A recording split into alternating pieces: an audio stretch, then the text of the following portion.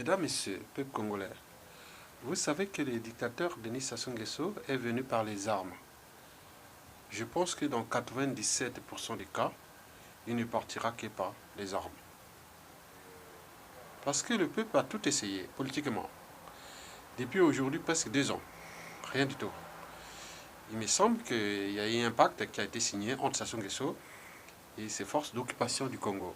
Et que nous sommes en train de se battre, malgré nos divisions et autres. Donc, le stage de la motivation des militaires congolais que je propose avec mes patriotes ici à Paris, en France, est tout simplement lié dans la signification de ce processus-là de libération du pays. Je vous informe ou je vous rappelle que Sassou ne partira pas par des élections et des dialogues et autres. Voilà. Parce qu'un dictateur reste un dictateur. Un dictateur, c'est un homme politique qui exerce le pouvoir de manière absolue, sans qu'aucune loi ou institution ne les limite dans le temps. Autrement dit, ça ne s'arrête pas. Et ça ne s'arrêtera jamais. Sauf un soulèvement populaire ou un coup d'état militaire. Mais nous voulons un couplage entre l'insurrection citoyenne et nos armées. D'où l'enjeu de la motivation de nos forces. Parce qu'elles ont été souillées, désarmées et dégradées depuis que Sassou Nguesso II est arrivé au pouvoir. L'armée n'est plus du côté du peuple ou de ses dignes soldats, officiers militaires, mais l'armée est du côté de la garde prétorienne et de ses mercenaires. Donc nous sommes en face d'un pays, nous sommes sous occupation. Donc pour faire ça, parce que tout ce que nous faisons est dans le cerveau. Donc la motivation, c'est pas dans le cerveau. La motivation, c'est avoir envie. Il arrive même dans les couples, j'ai eu un monsieur qui m'avait dit, bon ben j'ai ma femme, il faut parfois la motiver pour un moment d'intimité, quoi. Vous voyez ce qu'il faut dire, il y a certaines personnes, il faut les motiver. Mais il semble qu'il y a des prédispositions génétiques, certains à certaines démotivations et d'autres prédispositions génétiques à la motivation. Mais dans tous les cas, il y a toujours des facteurs environnementaux qu'on appelle les facteurs épigénétiques. Donc c'est dans ces cadres-là que j'interviens. Donc la motivation, c'est l'envie. Vous savez que même dans le monde de l'entreprise, on vous demande toujours de créer une lettre de motivation pour savoir qu'est-ce que vous voulez, pourquoi vous êtes motivé, pourquoi vous venez travailler chez nous, vous voulez travailler chez nous, quels sont vos projets. Et donc il faut vous motiver. Bon, donc si vous ne vous motivez pas, ça ne donne pas envie parce que la motivation, c'est très important. Même au France, par exemple, au niveau des impôts, du gouvernement, la fiscalité et autres, des entreprises, le monde des entreprises tel qu'il est géré par l'administration économique française ou fiscale, parfois, il y a des outils. En France, par exemple, on donne des outils de motivation des chefs d'entreprise. Hein, surtout des petites et moyennes entreprises. Parfois, certains, quand tu vois les papiers là, URSSAF, TVA, ils sont parfois, ils n'aiment pas. Parfois, ça leur crée des angoisses énormes. Donc, parfois, ils ne signent pas, ils ne répondent pas, et ça arrive des pénalités et autres. Donc, il faut les motiver pour garder toujours l'activité économique. Mesdames, Messieurs, oui, quand on parle de la motivation, on voit tout naturellement le cerveau. Bon, d'abord, nous avons les informations qui arrivent des 5 sens, c'est-à-dire des yeux, des oreilles, de la bouche, de la peau et du nez. Donc, nous avons les sens là, des informations, c'est une masse d'informations qui arrivent sur notre corps et qui passe d'abord pour un cerveau qui est le plus bas, en bas, qui est au-dessus du tronc des cervicales, là où commence le cerveau. Ça s'appelle le cerveau reptilien, c'est le cerveau social. Pourquoi social? Parce que c'est là où arrivent toutes les informations. Mais ces informations, une fois arrivées, il faut les traiter. Donc parfois, ils sont d'abord... bon, je vous dis déjà que ce cerveau, c'est ce qu'on appelle l'inconscient.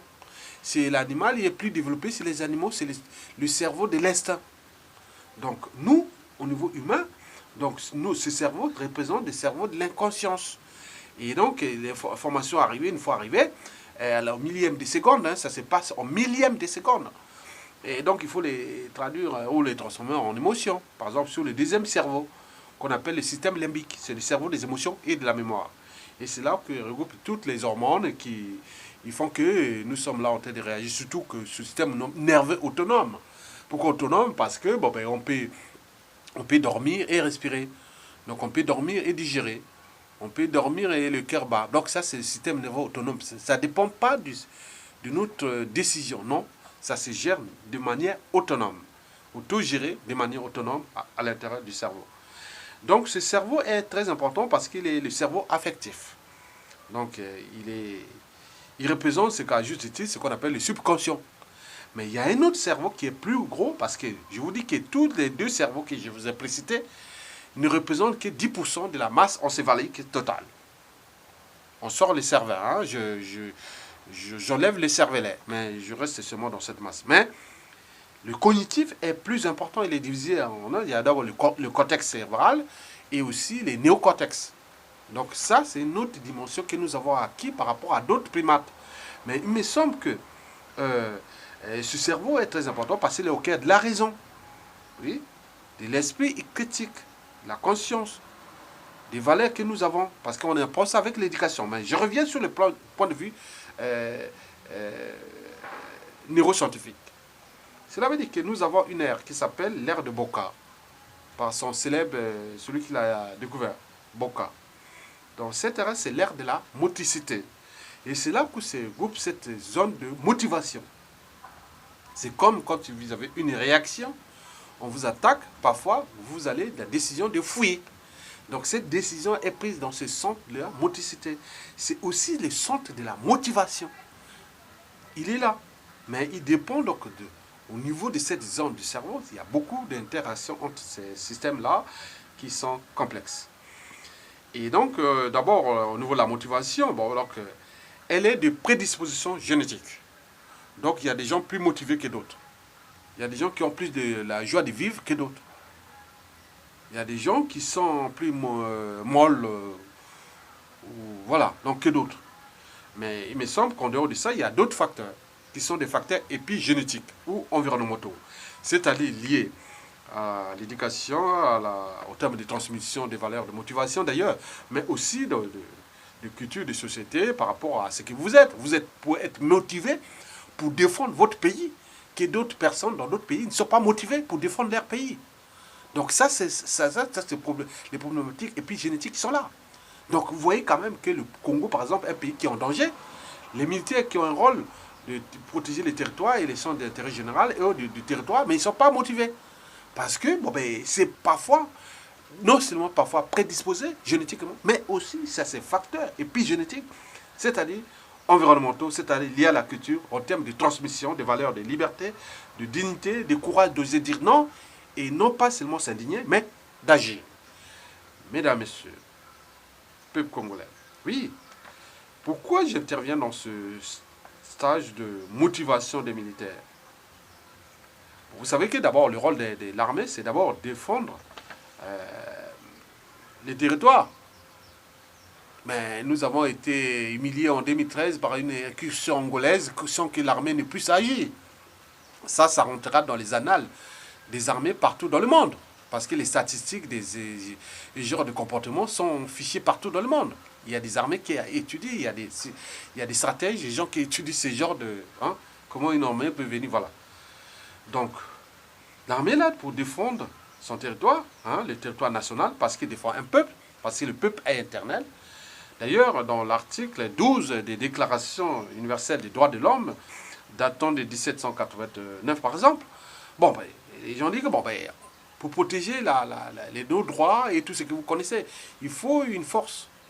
Mais cette force ne doit pas être instituée pour... c'est-à-dire pour une utilité particulière, c'est-à-dire pour un individu. Mais ça doit être pour tout le monde, pour l'intérêt général, pour le peuple. Mais il me semble que nos forces armées ne sont plus la force armée du Congo-Brazzaville, mais la force armée d'un dictateur qui est venu découvrir ce pays. Parce qu'il est arrivé après la création de ce pays. Il va partir, le pays existera. Est-ce que ceux qui ils sont aujourd'hui en train d'hypothéquer l'avenir d'un pays, Est-ce qu'ils savent que le peuple est éternel? Et que demain, bon, ben, ils peuvent se trouver dans des situations compliquées. Ils seront des rétrogradés, dégradés avec tout ce que vous connaissez en Afrique, hein, au niveau de la responsabilité pénale. Mesdames, Messieurs, peuple congolais, pourquoi ces stages de motivation? Oui, mais il faut motiver le peuple congolais. Je vais motiver le peuple, les armées, nos armées. Très important, parce que vous avez compris que la motivation doit être là. Sassou est venu par les âmes. Il ne partira que par les âmes. D'où l'enjeu de nous unir comme un peuple, malgré nos divergences autres. Donc, la construction des peuples, c'est d'abord une utopie, c'est un idéal, c'est des principes. Mais c'est un combat permanent. Il arrivait toujours qu'au moment les difficiles, au moment que tu es perdu, les gens se regroupent, nord, sud, est, ouest, militaire, se disent, on prend les charges, on contrôle, parce que ça soit là. C'est nous qui l'alimentons. Si nous on prend là, on pète, on connaît là où se cassent ces armes de Sassou. On connaît là où il fait ce truc-là. On s'en fout de tout ce qui est force extérieure, autre. Tout peut se passer au Congo. Dès que nous contrôlons tout, le territoire est le nôtre. Aucune armée ne pourra rentrer au Congo sans l'accord de vous militaires. D'où l'enjeu de repenser ça. Mesdames, Messieurs, le stade de motivation que nous proposons, je vous informe qu'aujourd'hui, l'information a été déjà diffusée auprès de 30 personnes, dont 25 sont du nord et 5 sont du sud. Et parmi ces personnes, ils ont soit un frère qui est sous-officier ou militaire, au haut niveau. Donc nous donnons ces informations pour qu'ils aillent diffuser ça dans le sens de la motivation et défendre notre pays. Je vous ai fait sur les 30, il y a 25 déjà du nord. Donc il y a du boulot qui a été fait dans les réseaux. Donc ces gens, ils sont des grades, ils sont du nord, hein, des plateaux, de la cuvette ouest, de la cuvette centrale, de la Sangha, de la Likwala. Mais j'ai eu quelques cas, hein, de 5 déjà, que j'ai fait majoritairement, sont ceux de la région du pôle. Mais il me reste à faire pour le Nyari, la Lukumu, le Poule, le Quilou et tout ça. Donc, dans le son de motiver toujours. En entreprise, on motive. Mesdames, Messieurs, bon, vous savez que je ne vais pas vous faire un cours de management. Voilà, moi, je vous dis que nous sommes là au centre de ce qu'on appelle la motivation. Parce que la motivation a un rôle clé dans la compréhension de la façon dont les actions humaines, à l'échelon micro ou macroéconomique, même militaires, sont contributives à ce que nous appelons l'humanité, le progrès, le développement, la sécurité d'un pays, sont d'intérêt général, défendre l'État et autres. La motivation, en fait, mesure l'efficacité d'un processus à transformer un ou des facteurs entrant en un résultat. Elle est donc en lien avec la notion plus élémentaire de valeur ajoutée, ce qu'on dit en économie. Mais pourquoi pas militaire aussi? Mesdames, Messieurs, la motivation est organisationnelle. Elle permet à l'individu de mettre en œuvre des solutions pour une plus grande performance, résoudre des questions ou des difficultés concrètes et précises, développer rigueur, précision, méthode et rapidité. Donc nous, à l'échelle congolaise, on parlait de l'organisation, donc on peut se structurer. On connaît là où se cassent les armes de Sassou. On connaît la militaire déjà. Il suffit de se tendre entre vous, de nord au sud, est-ouest, pour savoir monter cette opération secrète et vous pouvez prendre le contrôle de Brazzaville parce que Sassou Nguesso n'a jamais été aussi faible que ce que vous le croyez. Mesdames, Messieurs, la motivation est stratégique. Elle permet à toute forme d'organisation humaine, je parle même militaire, en ce moment, dans le cas précis, à repositionner l'individu. Ici, c'est le militaire. Et qui soit capable de développer des idées et des projets innovants pour l'intérêt général. C'est-à-dire faire partie de Sassou Nguesso vite et maintenant par les armes. Parce qu'il ne partira que par les armes. Mesdames et messieurs, la motivation est managériale. En fait, elle permet d'optimiser ses compétences et celles de ses collaborateurs pour une meilleure synergie. La motivation est aussi gestion du stress. Parce que le stress occasionné par ce monsieur Sassou Nguesso dépasse du soldat jusqu'au niveau des officiers. C'est une sous-pression. Pour un individu, il est qui, lui? Il a fait que la politique n'a jamais utilisé. Oui, c'est Sassou Nguesso, ces années militaires, il n'y a que entre 1962 à 1968. Après, c'est fini. 5 ans pour détruire 50 ans d'un pays? Non, c'est pas possible. Donc la motivation est managériale parce qu'il y a aussi les problèmes de stress, de gestion des priorités, la gestion du temps, hygiène de vie, parce que les militaires doivent être, bien sûr, mesdames, messieurs, notre pays est en danger. Je vous rappelle que l'article 12 des déclarations universelles des droits de l'homme et du citoyen stipule que nous devons défendre notre pays, pas pour l'intérêt d'un individu. Donc, d'où l'enjeu. La motivation aussi fixe des objectifs, mais aussi des stratégies et de communication ou de résultats. Oui, les résultats, pour nous ici, les militaires doivent se préparer individuellement, collectivement, pour faire partie de Sassou Nguesso. Soit on est avec le peuple, bien sûr.